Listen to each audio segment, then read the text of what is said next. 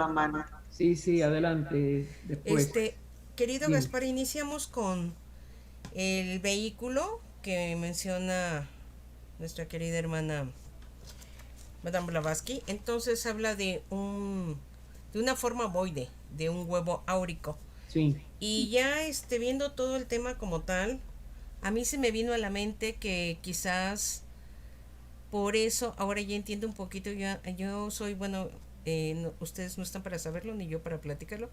Yo soy química bacterióloga parasitóloga y ujú, cuando yo estudié hematología yo decía, bueno, ¿y por qué los glóbulos rojos tienen que ser redondos?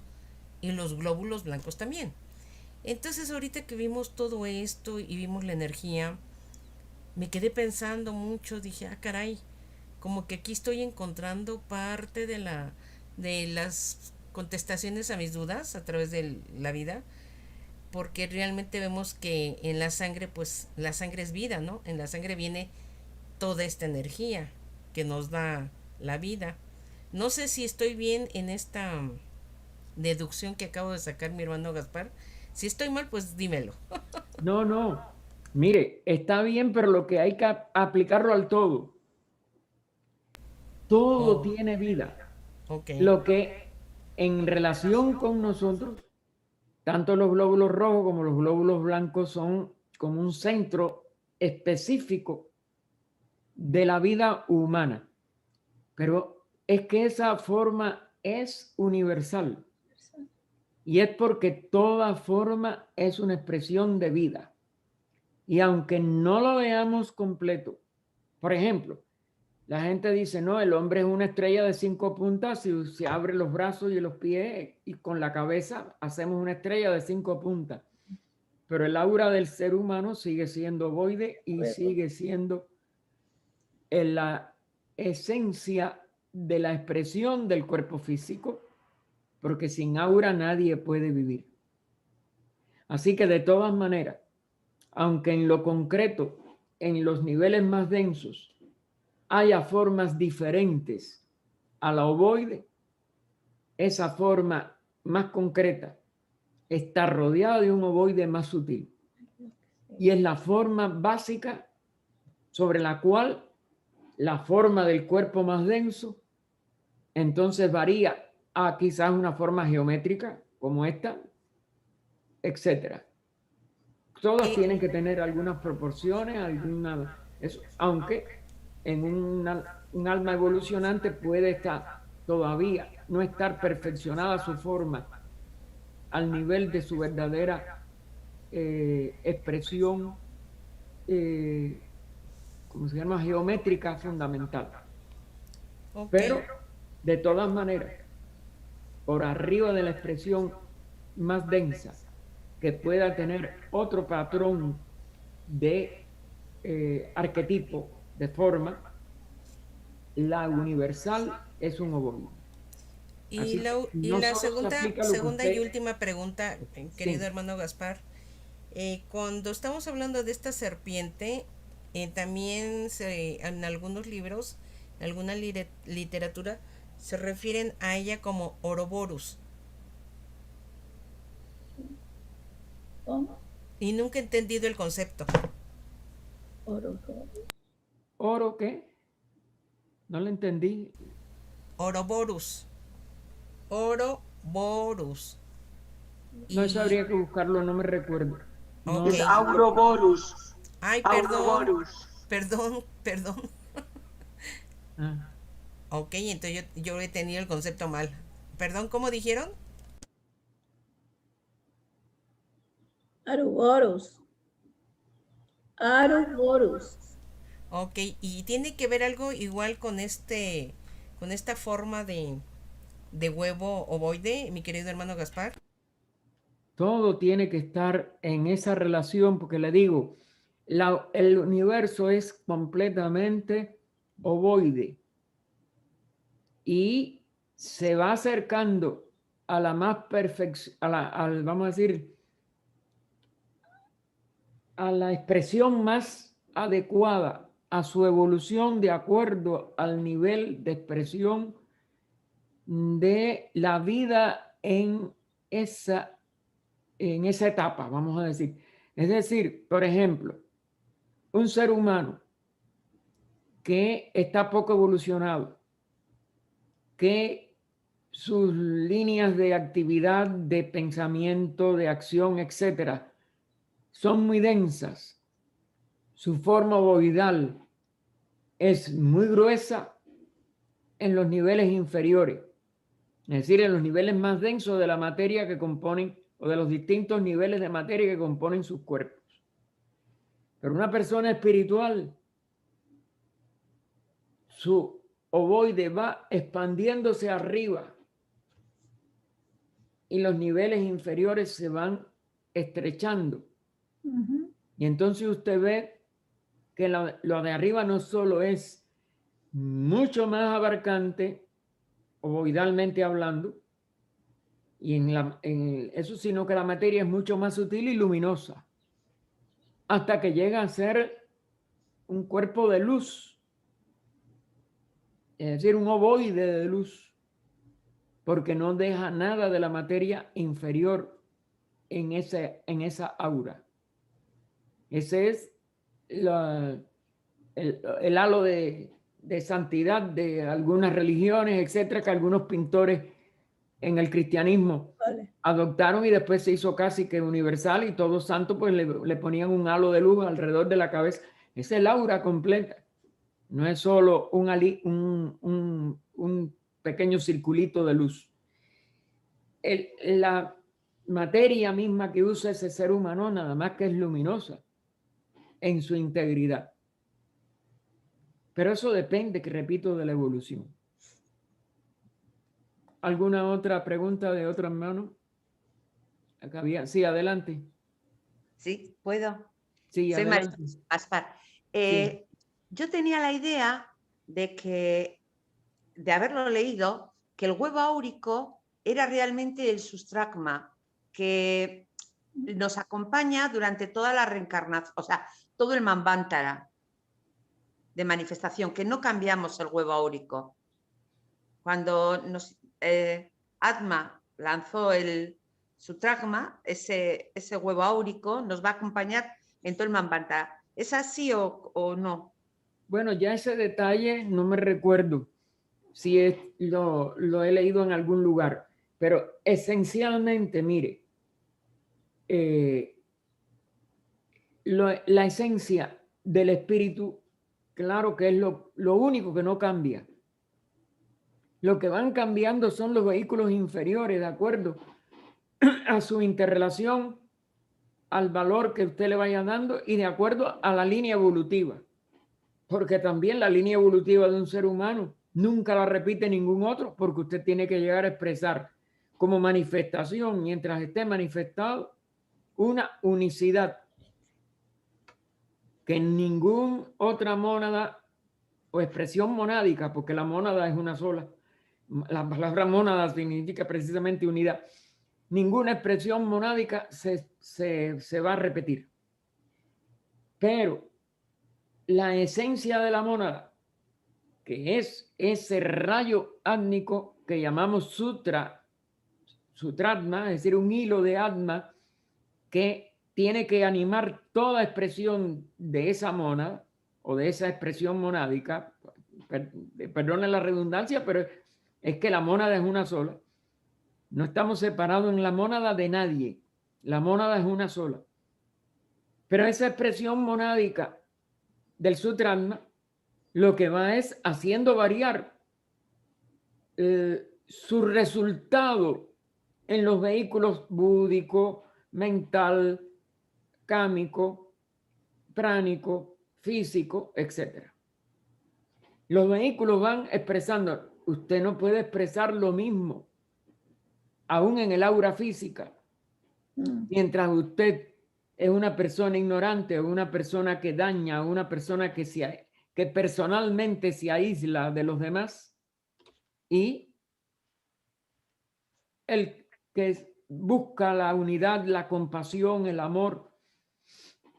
Entonces, aún físicamente, el aura va a ser distinta y única de cada expresión de cualquier ser que esté haciendo algo en su evolución. Y por eso el compendio de todos en el huevo áurico pues va a ser también único, pero depende del estado de evolución en el que ese huevo sea ya el de casi un adepto, porque cuando se entra en el adectado como huevo áurico individual cesa, y es un hombre celeste el de todos los que adquieren esa categoría de adeptos, renuncien o no al Devachan, digo al nirvana, etcétera, que es lo que plantea la voz del silencio, porque lo único que el que sale de la manifestación sale de la jerarquía y entra en la seidad directamente, pero no puede volver a manifestarse. Cesa como la expresión de un ser.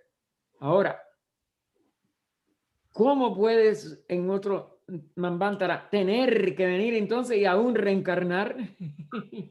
Porque si es un sistema, y lo es todo, sistema posterior. Si cesó su nivel, tiene que seguir evolucionando y tiene entonces que sujetarse otra vez a las reencarnaciones.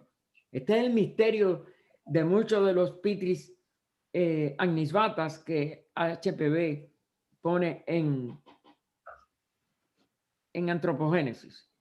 Esos pitris de todas maneras tenían que encarnar, pero no encarnan por deseo ni por ignorancia, sino por cumplimiento de una etapa superior de evolución.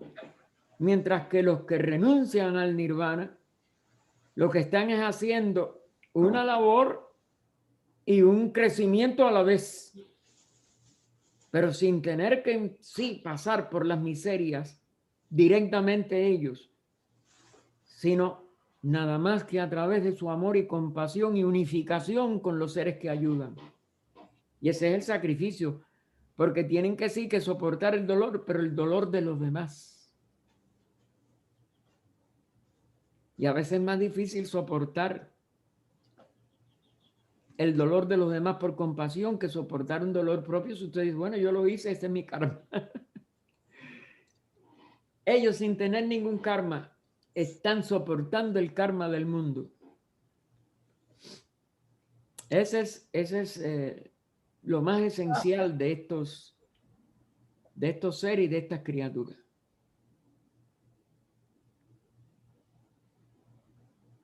¿Algo más?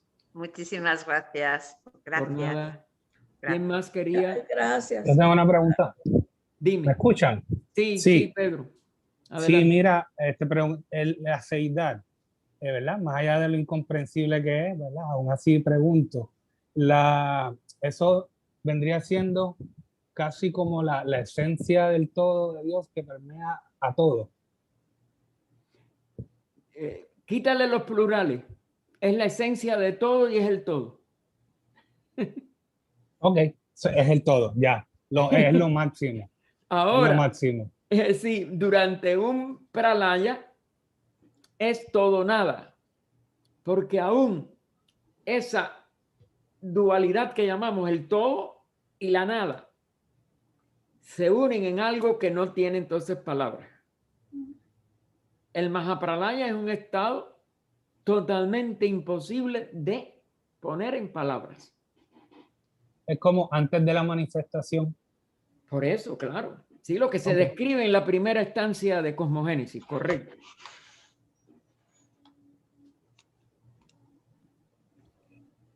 Gaspar, hay una pregunta de José Pérez en Ajá. el chat, la voy a leer, ¿sí? Ajá, léemela, sí. Ok, gracias. Dice, saludos hermanos, tengo una pregunta sobre el Shloka 7 que dice, ¿qué significa la expresión oculta, lo de abajo, y deja ver lo de abajo como la gran ilusión? ¿Qué es esto? Creo.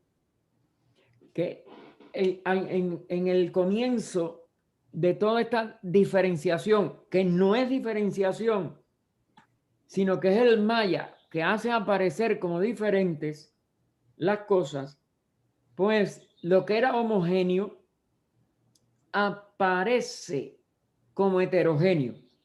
Y esa heterogeneidad aparece como superior e inferior, iluminado y oscuro, o tiniebla, positivo, aún como electricidad, por ejemplo, o negativo, aún como campo magnético. Los hacen aparecer como diferentes. No hay nada diferente. Sin embargo, la manifestación necesita de esa proyección de aparentes diferencias para hacer posible que los seres se manifiesten. La mónada, ¿no?, se manifieste como seres evolucionantes, y cada uno de acuerdo a su reino, de acuerdo a su evolución dentro del reino, pueda, como si dijéramos, avanzar en el manejo del mundo manifestado, que es el mundo de contraste y de materia, energía, de materia o forma, espíritu, alma, porque vienen entonces las gradaciones intermedias de la expresión sectenaria, por ejemplo, ya en un nivel humano, de la expresión sectenaria en niveles jerárquicos de los grandes seres, que ya lo hemos visto también. Es decir, todo eso son diferencias aparentes que como dijéramos, que permiten la expresión de funciones de aprendizaje. En el nivel humano es el aprendizaje de técnicas, el aprendizaje de intelecto, el aprendizaje que le permite a una persona hacer toda una serie de variantes de movimientos con su expresión vehicular. Y todo ello va dando un resultado de una primera experiencia en el nivel personal y después de una capacidad de poder renunciar, o la vida de todas maneras le demuestra de que eso es transitorio, a cualquiera de esas expresiones porque son transitorias, y poder aprender a extraer lo que es permanente para la sabiduría, para la conciencia que se manifiesta en espacios y tiempos, mientras un Manvantara le permite nuevas expresiones de ese aprendizaje. Y sin embargo, como expresión separada lo tiene que renunciar para poder expresarlo como el todo. No sé si esto, en las palabras es muy difícil explicarlo, pero porque nosotros tenemos que hacer una personalidad para siempre disolverla después de la muerte. Y eso hay que aprenderlo en la vida. El verdadero adepto es un ser que disuelve su personalidad en el todo, porque eso nada más que es del todo, no pertenece a ningún ser manifestado. Y solamente disolviendo la personalidad, que es un misterio para nosotros actualmente. ¿Cómo disuelvo mi personalidad? ¿Cómo dejo de ser quien se crió, que tuvo padres, que tuvo esto? Todo eso no es propiedad de nadie. Y de todas maneras, después de la muerte, después de cada muerte, nosotros lo tenemos que disolver. Os digo, la ley lo disuelve. Es decir, tenemos que afrontar su disolución. Pero volvemos por el mismo error. En la encarnación siguiente volvemos a fortalecer nuestra personalidad, a darle otra vez características. El karma nos hace sufrir por una, nos da placer por otra, o nosotros buscamos el placer aunque el karma no nos lo dé, y caemos en el mismo vericueto, en el mismo remolino. De todas maneras, esa personalidad tiene que morir. Entonces, por ejemplo, casi todos nosotros, oye, ¿cuándo yo reencarnaré? ¿En qué reencarnaré? No, me voy a morir en este país para ver si nazco en este país otra vez. si nadie va a nacer otra vez.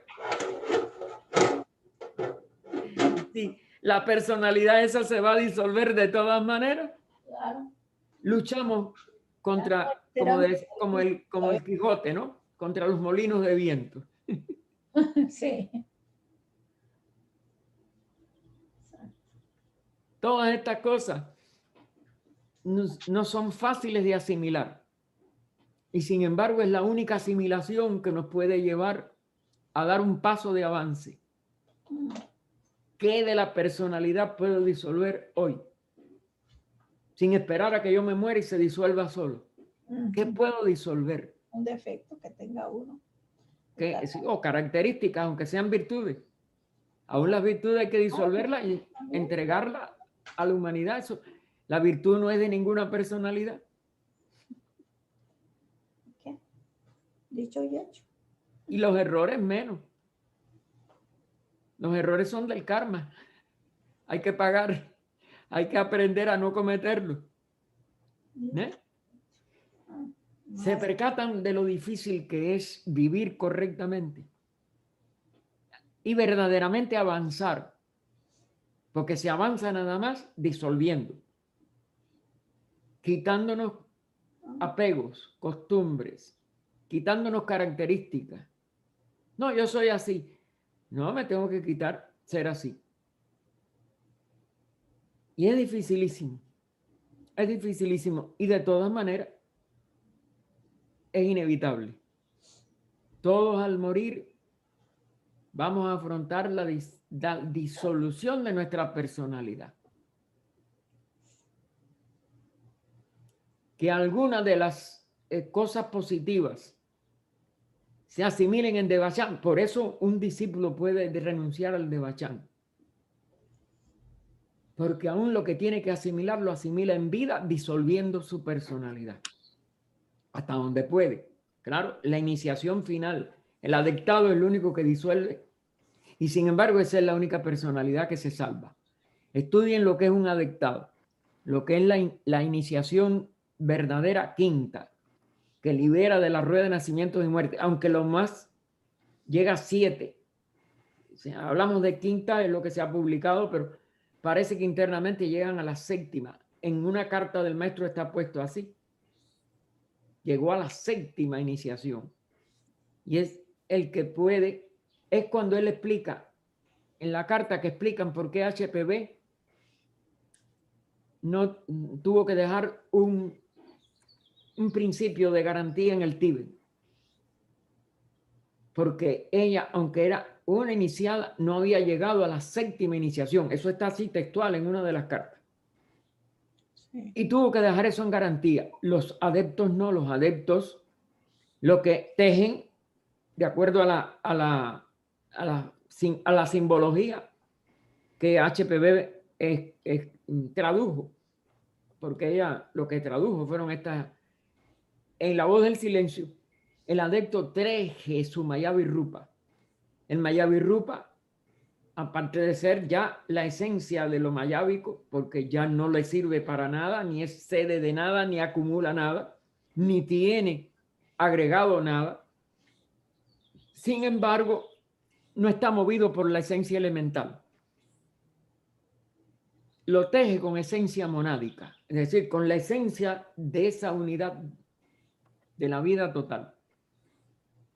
Y sin embargo, esas características sí las puede retener hasta el final de este Manvantara, hasta el final de la ronda y hasta una ronda más allá. Y entonces puede servir a la humanidad todo eso sin necesidad de una encarnación verdadera. Es decir, con ese Mayavi Rupa tejido por ese sacrificio de disolver su personalidad. Y sin embargo, entonces, que sí, eso sigue porque eso no hay que disolverlo. Al menos mientras dure ese periodo. No sabemos después. La carta no dice más nada. Hay una excepción que es el caso de Gautama Buda por 2 rondas. Estos son misterios en esencia, pero hay una gran cantidad de cosas positivas que nosotros podemos sacar de ello. un discípulo que de verdad disuelve lo principal de la personalidad actual, aunque no logre el adectado total, puede renunciar al devachán, porque la va disolviendo por incorporación a su ego superior. Y entonces puede reencarnar rápidamente para ayudar a la humanidad, casi como un adepto en pequeño, vamos a decir, un adepto en esencia. Y entonces no tiene que estar largo tiempo en los mundos superiores para asimilar, sino que lo puede asimilar en vida, renuncia al devachán, dona toda esa vibración, debe de ser para la humanidad, y vuelve a la lucha, pero volviendo a luchar para disolver la nueva personalidad que vaya tejiendo el karma, en este caso, y poder llegar a sustituir su cuerpo en que encarna con un cuerpo que no va a generar una personalidad que tiene que disolverse, sino esa del Mayavirrupa, que se expresa sin los defectos y las limitaciones que nos expresamos nosotros. Y hay que seguir investigando esto. Está lleno de misterios, como dijimos también en los que estuvieron con nosotros en Crotona este fin de semana. Y fíjense cómo cuando de verdad hay una determinación de, como dijéramos, de distinguir ciertos misterios, la misma obra, o como en este caso que le pasó a Martín, ¿no? La experiencia de Martín fue extraordinaria, lo que oímos esta mañana, como una carta de HPV a Sinet tiene la clave de lo que desde el principio de Antropogénesis parece un misterio insondable. Que lo había expresado Neidita, nosotros lo comentamos igual, no puede haber otra cosa que algo. Y ese algo se descubrió, o lo tenía descubierto Martín y nos lo dio esta mañana. Y lo compartió con todos nosotros. Aunque es dificilísimo de estudiar ello, pero que indudablemente no hay nada. ¿Por qué ella no lo explicó en una sola obra o en la sola obra de la doctrina? Claro que ella siempre hizo una serie de enlaces entre todo lo que ella escribió, porque muchas cosas por ejemplo, de la voz del silencio, que habla del unimaestro, el que está en la esencia, en el centro de cada uno de nosotros. Eso es lo que después, en otras palabras, puso Krishnajit unos años después. Y la gente le seguía preguntando, ¿y usted vio al maestro? Y el maestro existe, y el maestro no. Señores, usted no puede proyectar el maestro afuera, ni tiene que buscarlo yendo al Tíbet, ni yendo a nada. Usted tiene que descubrir el unimaestro, el único que de verdad es maestro, en usted mismo. Y eso enseñado por los mismos maestros. La fraternidad es una cosa como ideal de sacrificio y de amor a la humanidad, pero se convierte en una caricatura como cuando se les considera santos, cuando se les considera que hay que seguir en una religión o que hay que seguir en una cosa externa. Nada de eso es así, hermano. ¿Algo más? Y tenía una pregunta. Diga. Esto de lo de disolver la personalidad, ¿verdad? Que me hace un poquito difícil de asimilar. Es como ser neutro, ¿no? No, la palabra neutro. Posible. No, la palabra neutro no. Okay. Es poder comprender que lo que hacemos cada minuto, mientras lo hacemos como un centro separado, estamos errados. Es comprender que la encarnación, aunque tenga un cuerpo separado, nada más que es una expresión de la vida una. Y por tanto, no tiene ni pasado, ni presente, ni futuro.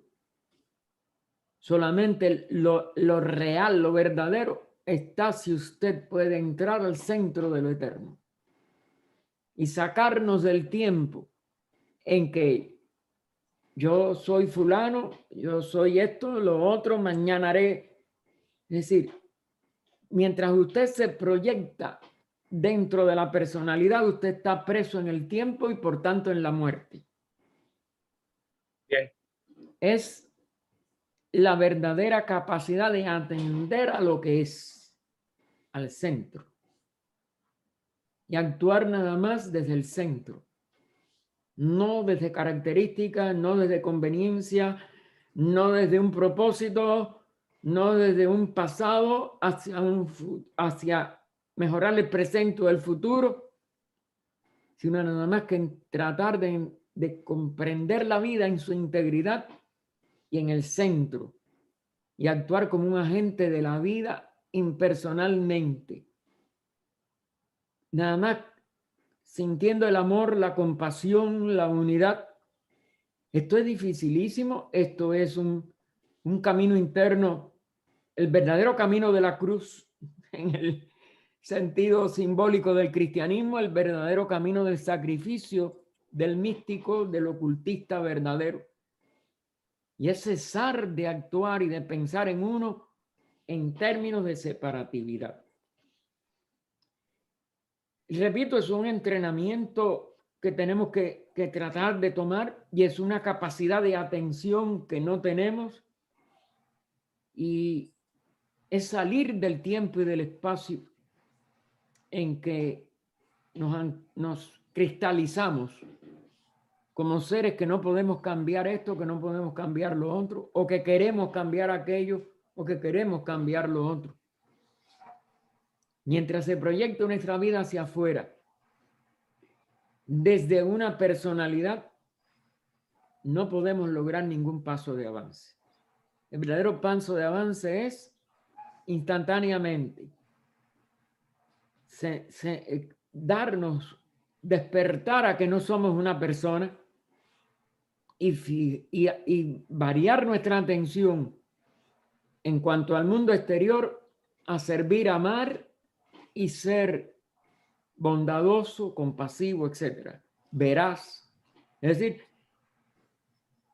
tener hacia los demás nada más que actitudes de virtud. Tener hacia nosotros mismos nada más que la búsqueda de la realidad del verdadero ser y no de ninguna de nuestras características personales. Y no de ninguna de nuestras características como ser aparentemente separado. Y de no querer dar a esa separatividad un valor de que va a reencarnar en tal cosa, vamos a reencarnar en esto, vamos a hacer otro propósito, o quiero ser inmensamente rico, o quiero tener un puesto. Todo eso es lo que hay que abandonar. Yo sé que es muy difícil. Y en la práctica abandonamos muy poco y avanzamos muy poco también. Pero el único avance verdadero está en lo que seamos capaces de abandonar. En lo que seamos capaces nada más de aprender para el bien de otro, para el servicio a otro, para pensar en la humanidad como totalidad, en el universo como una unidad, en la vida como el total. Y dedicarnos al servicio y a la compasión, al amor. Todo lo demás. Pedro, gracias Amén. por explicarle esto a Pedro. Pedro es un joven que me llama ayer que tiene interés muy fuerte de conocer más sobre teosofía. Y le mandé los carteles que teníamos para el fin de semana. Y me alegra tanto su inquietud, porque tiene un deseo genuino de seguir aprendiendo, y me alegra mucho su inquietud. Adelante, Pedro. Sigue Amén, trabajando. gracias. Sigue estudiando, sigue investigando. Lo primero es investigar. Y Porque tú estamos tienes que aquí para descubrir tu línea ayudarte. y tu servicio, pero estas son los cimientos de todo eso es eso, ir hacia la verdadera búsqueda de la realidad. Voy viendo la integración con el todo. Sí, y si sigues estudiando, mijo, vas a lograr muchas cosas que te van a sorprender, porque definitivamente la teosofía tiene unos puntos que si los seguimos nos van a dar ese salto cualitativo y cuantitativo de conocer más ese proceso de la humanidad. ¿Cómo se encuentra ese proceso humano? Gracias, Gaspar, por todo, por esa orientación a Pedro. No, gracias a todos ustedes por estar en esta búsqueda de esta realidad que, repito, no es difícil, no es fácil, pero es una dirección interna que hay que descubrir por uno mismo. Eso sí, es un autodescubrimiento. No somos la personalidad, no somos ninguno aquí seres separados, ni en ningún lugar, ni en ningún reino. Y ese sentido de la vida una es la única, de la vida única y una es la única que no, el único sendero interno que nos puede llevar hacia la sabiduría divina, hacia la realización del por qué estamos encarnados. No estamos encarnados para que esta personalidad o la otra personalidad, todo eso es lo que nos confunde y lo que nos lleva al fracaso total de nuestra existencia. O a las grandes todavía problemas que la humanidad tiene. La única solución está en el centro del ser uno, donde todo ya está resuelto. No hay que ir a resolver nada, hay que descubrir que eso ya está solucionado, vamos a decir. Bien, muchas gracias. Ya es muy tarde para muchos de los hermanos. Le damos las gracias por el esfuerzo, sobre todo a los hermanos, que ya es de noche y bien tarde en la noche en algunos lugares. Y les deseamos que el próximo domingo podamos estar otra vez unidos en esta búsqueda de la sabiduría de la doctrina secreta. Gracias, Gaspar, por todo. Muchas gracias, Gaspar. Gracias, gracias.